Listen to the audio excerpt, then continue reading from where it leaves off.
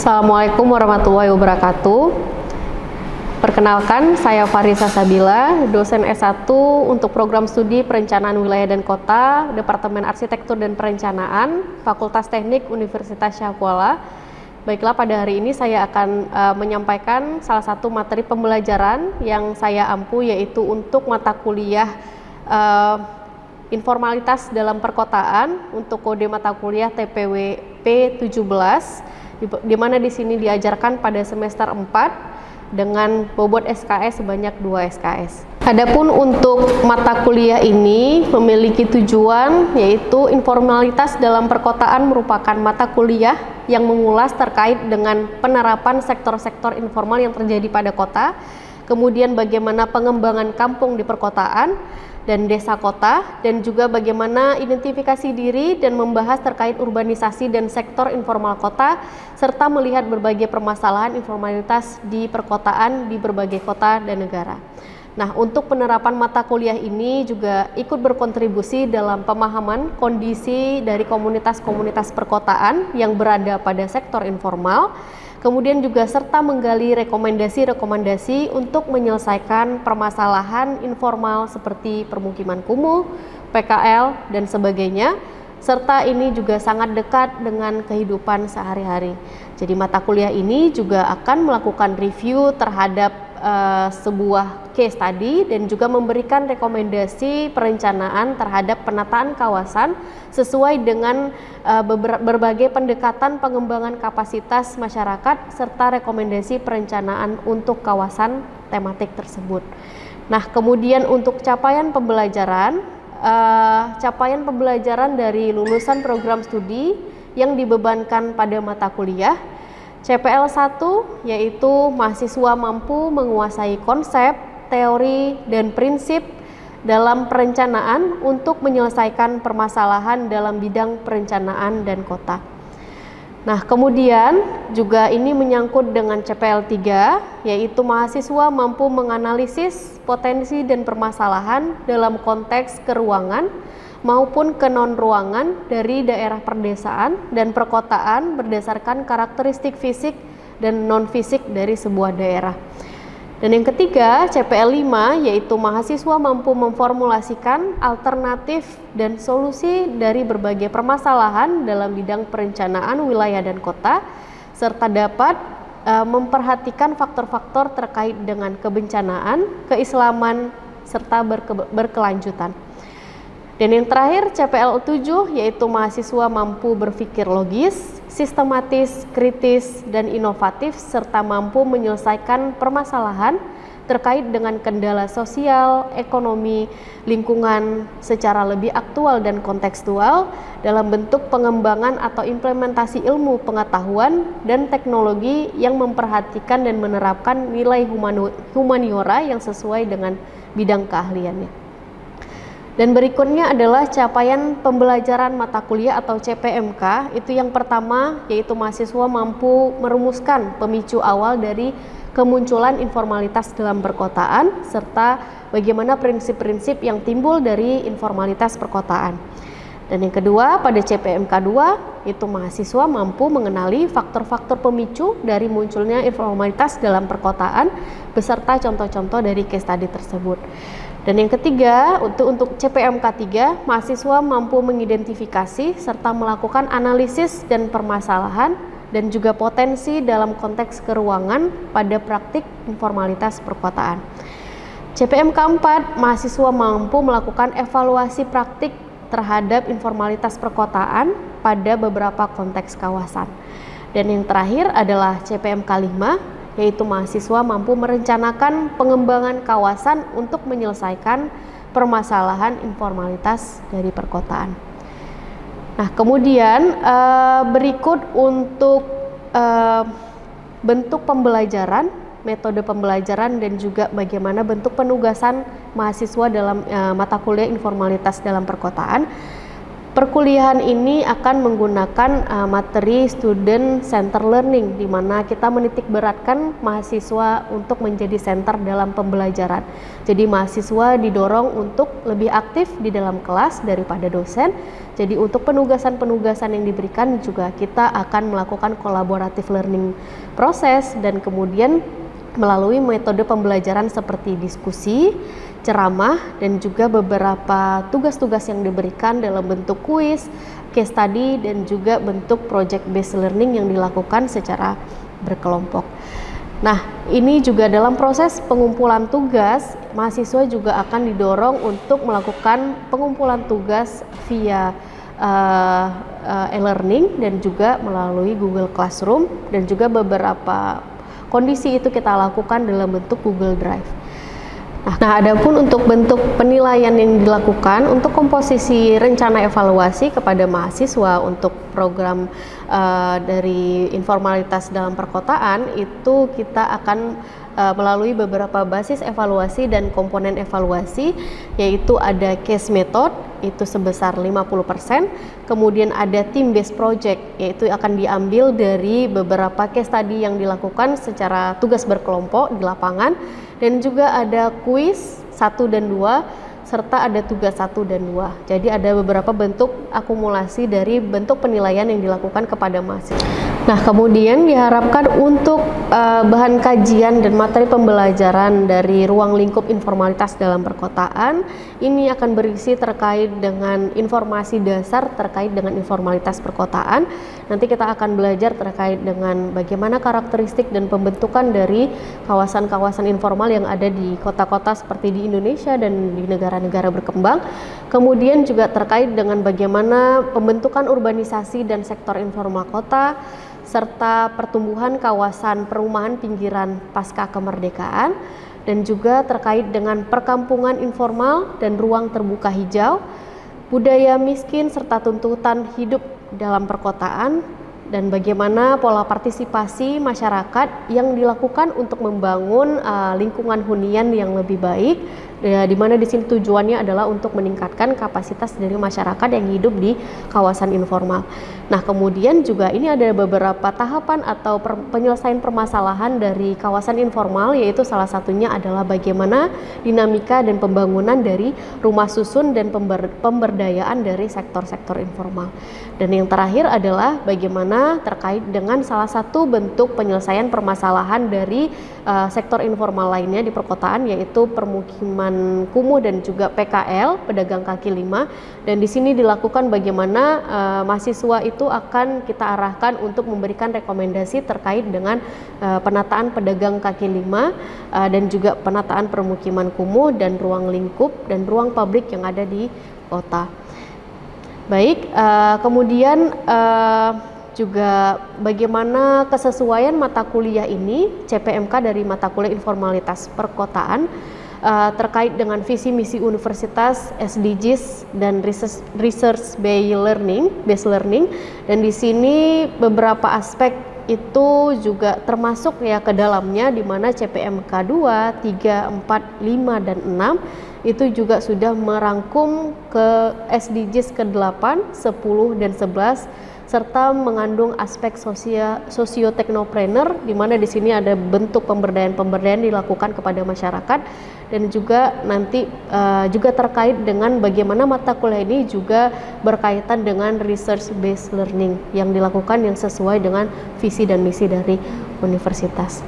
Baik, untuk lebih detailnya nanti kita akan bahas dalam proses pengajaran dan pembelajaran selama perkuliahan di mata kuliah universitas yang salah satunya saya ampu di program studi perencanaan wilayah dan kota, yaitu mata kuliah informalitas dalam perkotaan. Sekian, assalamualaikum warahmatullahi wabarakatuh. Baik, kita akan mulai perkuliahan pada hari ini. Assalamualaikum warahmatullahi wabarakatuh. Alhamdulillah, bagaimana teman-teman, kabarnya sehat semuanya? Alhamdulillah sehat ya. kita sebelum memulai perkuliahan hari ini ya, sama-sama kita berdoa semoga apa yang kita diskusikan ya, apa yang kita pelajari pada hari ini bisa masuk ya dalam ingatan teman-teman dan memberikan manfaat ya untuk kedepannya. Baik, berdoa, kita mulai.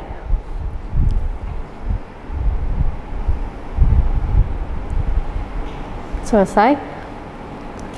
Baiknya, sebelum kita mulai perkuliahan juga mungkin ada sedikit pesan ya yang harus kita sampaikan untuk internalisasi kompetensi ya untuk teman-teman selaku mahasiswa.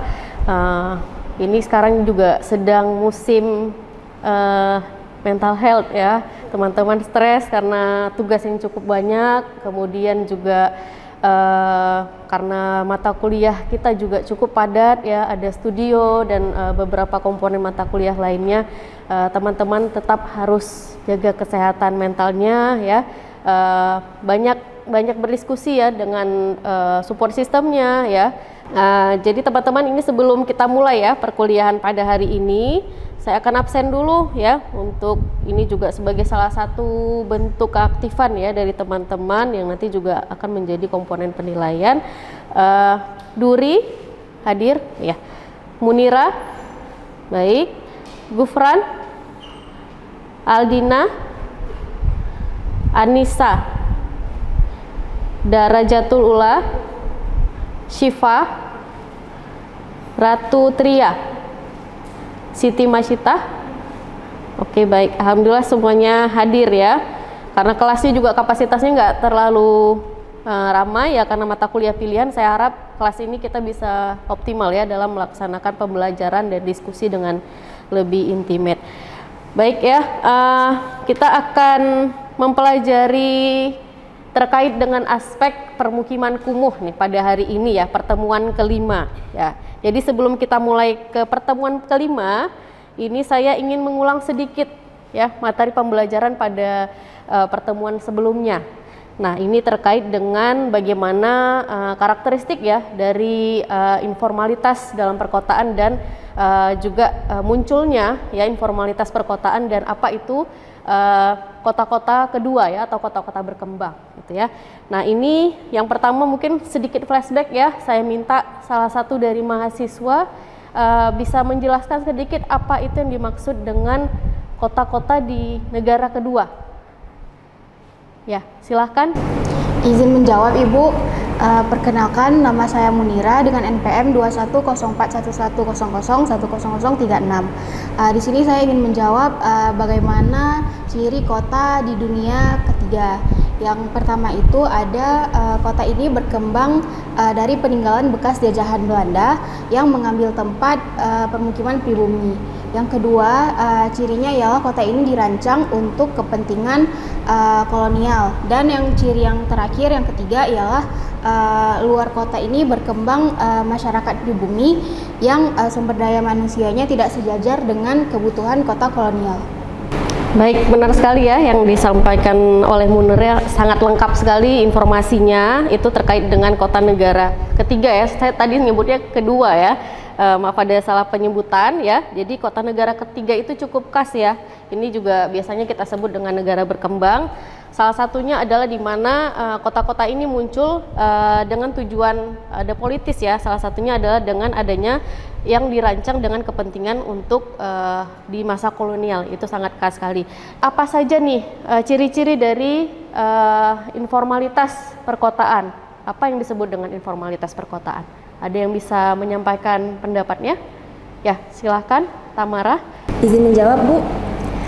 Terkait informalitas dalam perkotaan itu merupakan sebuah proses yang muncul karena biasanya dipicu oleh urbanisasi, yaitu perpindahan dari masyarakat dari desa ke kota, yang mana kebutuhan ruang di kota tersebut itu tidak terpenuhi karena pada umumnya kota-kota tersebut itu merupakan kota-kota peninggalan koloni Belanda yang dirancang tidak cukup kebutuhan ruangnya terhadap penduduk yang meledak seperti sekarang ini.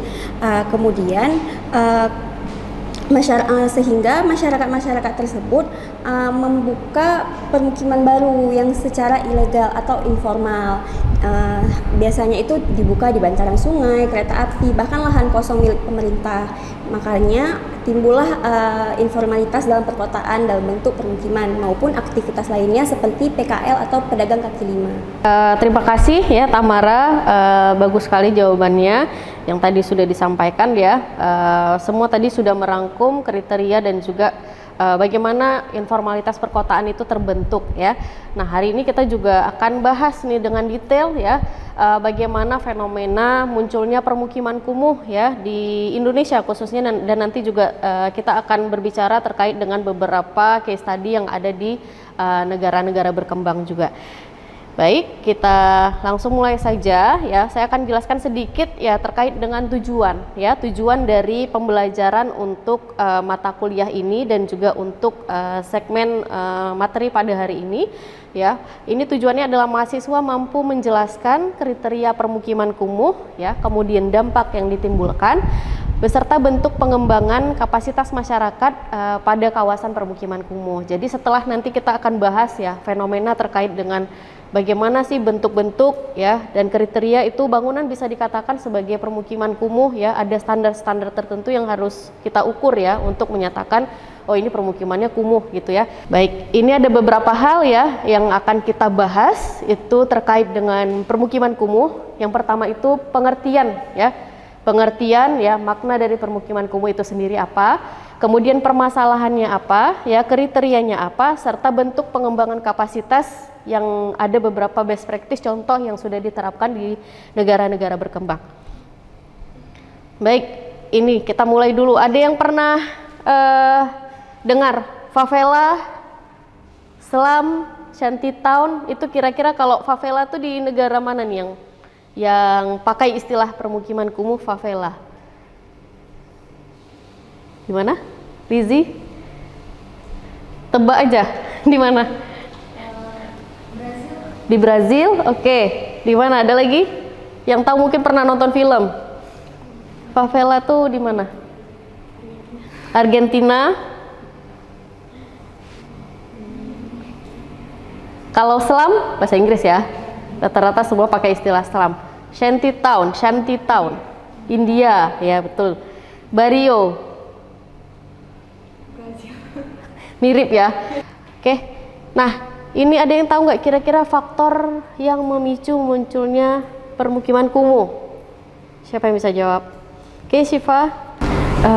Izin jawab Bu, menurut saya faktor-faktor yang memicu munculnya permukiman kumuh itu salah satunya tuh urbanisasi yang tidak terkendali sehingga menyebabkan banyak migrasi besar-besaran dari desa ke kota sehingga pertumbuhan penduduknya itu sudah melebihi kapasitas. Oke, benar sekali ya yang disampaikan oleh Syifa tadi salah satunya ya. Jadi teman-teman bisa lihat ya, urbanisasi itu merupakan salah satu pemicu dari munculnya permukiman kumuh ya, karena banyaknya orang ya dari desa dengan harapan pekerjaan ya. Kemudian mereka memutuskan untuk pindah gitu ya. Pada akhirnya di mana mereka menempati area-area yang mungkin kosong gitu ya, untuk lahan-lahan yang dirasa kosong, makanya banyak sekali sebenarnya di bagian suburban itu yang udah penuh gitu ya dengan permukiman kumuh ya. Karena itu, karena apa guna lahan yang ada di sekitar perkotaan untuk peruntukan permukiman udah semakin padat ya, pada akhirnya masyarakat itu pindah ya ke suburban. Nah itu juga ada beberapa aspek lainnya ya, ekonomi ya, karena ada tadi faktor pendorong di mana pekerjaan itu minim ya di desa ya. Kemudian mereka memutuskan untuk mencari lokasi yang dimana rumah tinggal itu berdekatan dengan rumah mereka gitu ya. Pada akhirnya apa? Mereka memilih untuk kawasan yang strategis nih, yang dekat dengan tempat mereka kerja. Jadi mereka memilih area-area lahan-lahan yang sekiranya berdekatan dengan tempat mereka bekerja, makanya penuh ya, full gitu, atau mereka memunculkan ya pada akhirnya bangunan-bangunan yang cukup padat yang memicu terjadinya permukiman kumuh. Nah kemudian juga regulasi ya, regulasi cukup minim ya, karena apa? Karena masyarakat sendiri belum optimal gitu ya dalam memberikan kebijakan gitu terkait dengan bagaimana sih sebenarnya penataan kawasan permukiman yang proper gitu ya, yang baik ya. Jadi penegakan terhadap hukumnya juga masih sangat minim sekali. Nah, kemudian juga apa? Di sini ada konflik yang terjadi. Itu kayak Aceh. Kita ada disaster ya, ada disaster issue. Jadi ada tsunami, konflik. Itu banyak sekali tuh orang yang dari daerah yang terkena ya, yang dia cukup vulnerable ya, cukup berdampak gitu ya. Mereka yang rentan-rentan ini pada akhirnya pindah gitu ya ke kota atau ke kawasan-kawasan yang cukup aman ya di sekitaran kota ya. Pada akhirnya itu juga yang memunculkan terjadinya permukiman kumuh. Nah, ini teman-teman tahu di mana? Ini Darul Imarah ya, di kawasan bantaran sungai Kurung Daroy ya, itu dari Setuy ya, itu lewat terus tuh sampai ke Ketapang, panjang ya untuk aliran sungai. Nah, itu fenomenanya adalah banyak sekali memunculkan permukiman kumuh itu di bantaran sungai. Nah, ini siapa yang tinggal di sini? Siapa yang tinggal di sini? Masyarakat kelas bawah. Terus statusnya dari mana? Ya, mereka pendatang ya. Ya, ada yang imigran, ada yang apa? Dari kota lain gitu ya, dari daerah lain.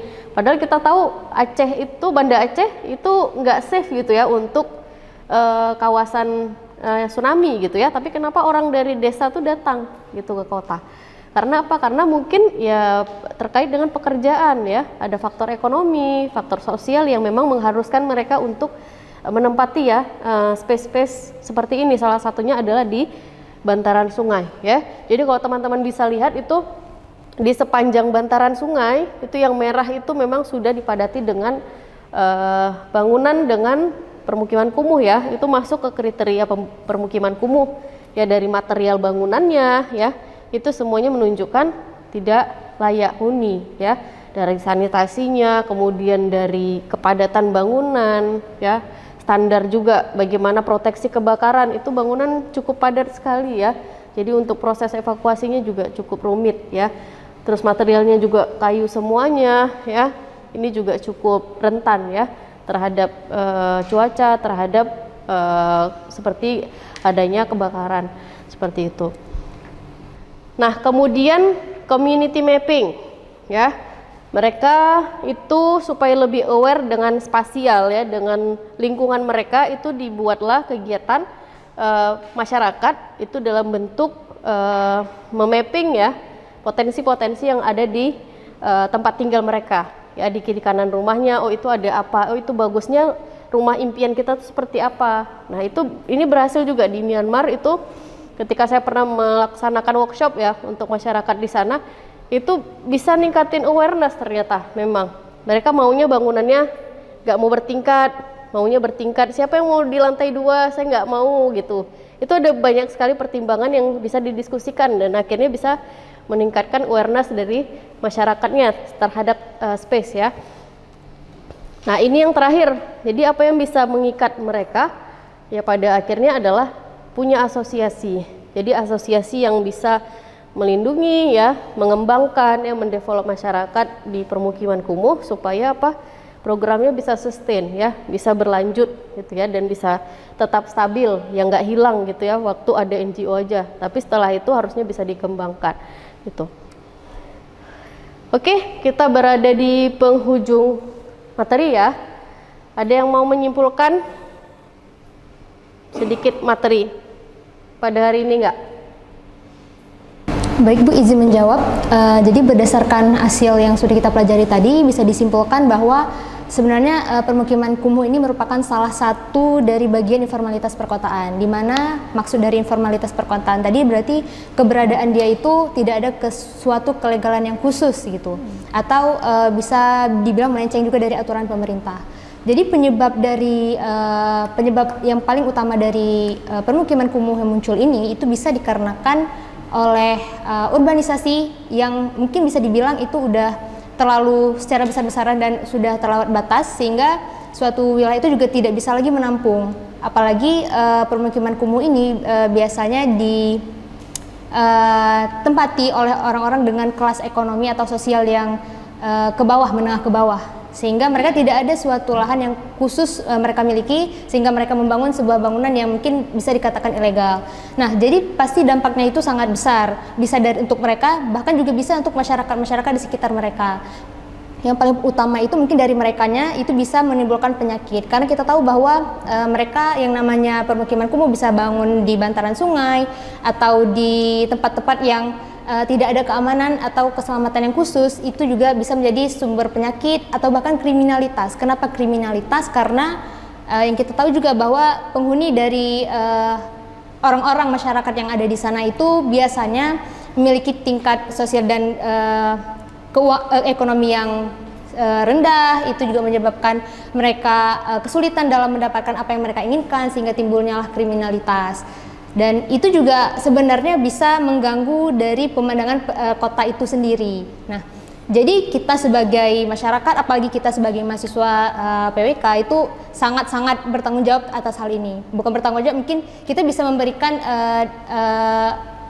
tindakan kita sebagai mahasiswa PWK itu dengan apa? Dengan membangun mereka, dengan meningkatkan kapasitas mereka, dengan membangun asosiasi juga yang bisa membantu mereka untuk bisa membuat kehidupan mereka itu menjadi lebih baik. Karena kita tahu skill itu sangat dibutuhkan untuk bisa mengembangkan kehidupan mereka. Lengkap sekali ya tadi apa yang sudah Rizky sampaikan dari awal sih ya, bagaimana karakteristik sampai timbul dampak ya, pada akhirnya bagaimana menjadi refleksi kita juga ya, bagaimana seorang planner ya, apalagi kalian yang sedang bergelut di dunia ke-PWK-an itu bisa memantik ya pembelajaran ini, yang diharapkan bagaimana nanti ini bisa menjadi memberikan insight dan juga jadi rekomendasi juga bagaimana cara menyelesaikan ya permasalahan kumuh.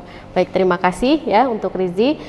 Sedikit saya simpulkan ya, jadi untuk materi pada hari ini itu bagaimana tentunya permukiman kumuh yang tumbuh itu ya, karena apa? Karena penegakan hukum ya, ada beberapa hal yang belum optimal ya, salah satunya penegakan hukum ya, terkait dengan bagaimana penataan ruang permukiman ya, ada faktor migrasi ya, masyarakat yang pindah ya dari satu tempat yang mungkin dalam keadaan kesempatan ekonomi yang terbatas, pada akhirnya harus pindah dan akhirnya menyebabkan ada permukiman kumuh dan munculnya beberapa aspek-aspek lainnya ya yang berpengaruh terhadap munculnya kawasan informal ini. Nah, kemudian juga dalam melakukan identifikasi terhadap permukiman kumuh ya, jadi kita bisa melakukan identifikasi terlebih dahulu terhadap faktor-faktor kumuh ya. Salah satunya adalah 7 indikator yang sudah dikeluarkan dari PUPR. Nah, ini ada sebelum menutup ya, ada satu quotes yang sebenarnya cukup menarik. Ini saya dapatkan dari TED Talks ya, TED Talks ya, salah satu pematerinya itu seorang planner ya, Johari, itu di tahun 2021. Jadi daripada kita fokus terhadap keadilan orang-orang yang kurang mampu ini, gimana sebenarnya lebih baik ya kalau kita bisa mengempower ya, mengempower kapasitas mereka. Mereka tuh makanya kenapa orang-orang yang tinggal di negara berkembang, yang tinggal di permukiman kumuh itu kreativitasnya ya, mereka cukup powerful gitu ya. Jadi harusnya kita bisa melihat dari sisi baiknya dari mereka ya, tapi tidak semerta-merta langsung melakukan relokasi ya terhadap habitat mereka. Jadi sebenarnya kalau kita bicara permukiman kumuh itu multi layer ya, kita harus beresin. Ya, jadi sebenarnya kita beresin dulu tuh terkait dengan pengembangan kapasitas mereka supaya mereka berdaya ya, mereka powerful. Setelah mereka powerful itu mereka pasti dengan mudahnya bisa bisa pindah ya, bisa. Nah, ini sedikit ya pemantik ya materi di minggu berikutnya. Kita akan jumpa kembali di pertemuan ke-6. Kita akan lebih banyak bahas tentang hal praktis ya, prakteknya ya. Jadi ini salah satu bentuk capaian mata kuliah. Jadi teman-teman kan akan dituntut untuk project based learning ya. Jadi ada project based dan ada case study ya. Nanti kita akan lakukan survei ya ke lokasi permukiman kumuh. Nanti saya akan brief bagaimana instrumen survei dan etik ya, ethics yang harus kalian patuhi ketika berada di lapangan. Kemudian juga nanti ada metode PRA, ini kita lakukan sebagai tools untuk melakukan pengembangan masyarakat ya, atau komunitas biar kita bisa melakukan pendekatan lebih natural ya dengan masyarakat dan masyarakat lebih nyaman gitu ya dengan kita. Oke, baik, sekian ya untuk materi hari ini. Semoga bisa diambil ya manfaatnya. Saya ucapkan terima kasih banyak atas kehadirannya, atas partisipasinya dan atas keaktifannya di kelas ya. Tadi berlangsung diskusi sangat menarik sekali dan mudah-mudahan bisa dipertahankan dan minggu berikutnya kita bisa berkumpul kembali untuk berdiskusi terkait dengan materi berikutnya.